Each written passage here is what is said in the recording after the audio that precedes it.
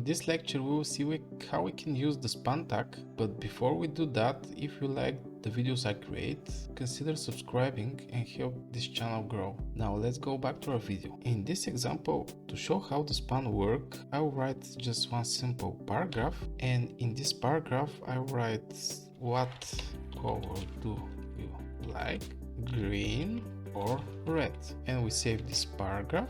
When we check our browser, we can see that it's just simple paragraph with what color do you like, green or red.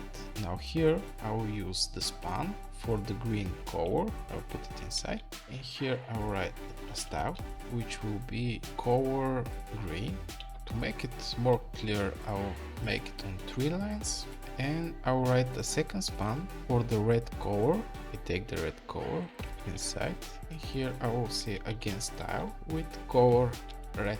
When we save it and we go to our browser, we see the last paragraph where nothing happened. When we refresh the page, we see the green is basically in green color and the red is in the red color. This is really basic example, but where we manipulated part of the text. You can use the span for favicons and all kind of things, but in this video we will cover just the basic use of the span. In general, the span tag are used to mark some text or part of the document where you can manipulate it with JavaScript or CSS. If you like this video, make sure you hit the like button, subscribe if you're new, comment and share, and I see you in the next lecture.